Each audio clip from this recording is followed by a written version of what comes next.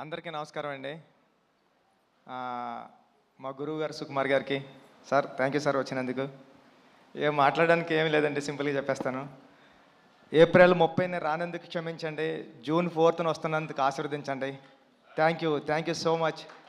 పెద్ది చాలా కమర్షియల్గా emotional ride Satish గారు చెప్పినట్టు మీ అందరి హృదయాలకి చాలా దగ్గరగా ఉంటాడు పెద్దిగాడు.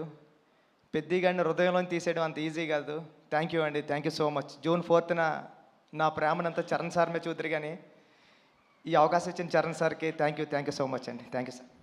బుచ్చిబాబు గారు, మీరు చూడ్డానికి ఇంత సైలెంట్గా ఉంటారు, కానీ సెట్స్లో ఇంత మంచి యాక్టర్స్ని, ఇంత పెద్ద యాక్టర్స్ని పెట్టుకొని ఎలా డీల్ చేయగలుగుతున్నారు?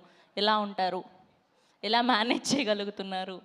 ఈ టెన్షన్ అండి, అంతే, ఇంకేముంటుంది, మామూలు చేసుకుని. బేసిక్గా ఆన్ సెట్స్లో కూడా వర్క్ చేసేటప్పుడు ఇలానే ఉంటారా మీరు? ఇక్కడ అంతేండి, అక్కడ అంతేండి. సుకుమార్ గారిని అడగాలి సార్, ఇలానే ఉంటారా ఆయన సెట్స్లో కూడా, వర్క్ చేసేటప్పుడు కూడా ఇంతే వినయంగా?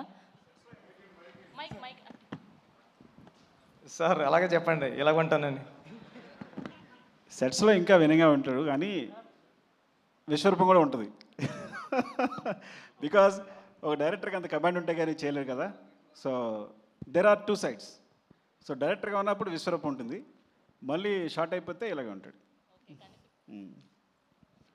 కనిపించని నాలుగో సింహం, రెండో సింహం లాగా సెట్స్లో వేరే బుచ్చిబాబు గారు కనిపిస్తారనమాట. ఓకే, సో ఈ వేదికగా రామ్ చరణ్ గారి ఫ్యాన్స్కి ఏమైనా చెప్పాలి అనుకుంటున్నారా? చరణ్ సార్ని దీంట్లో పెద్ద క్యారెక్టర్లో చరణ్ సార్ని మర్చిపోవడం అంత ఈజీ కదండి.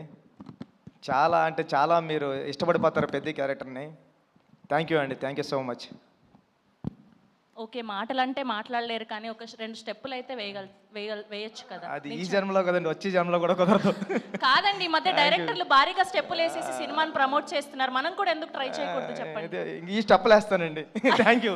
అయ్యయ్యో, థ్యాంక్ యూ అండి, thank you so much. So 4th జూన్న మనం పెద్ది వరల్డ్ని చూడబోతున్నాం. సో వరల్డ్ వైడ్గా పెద్ది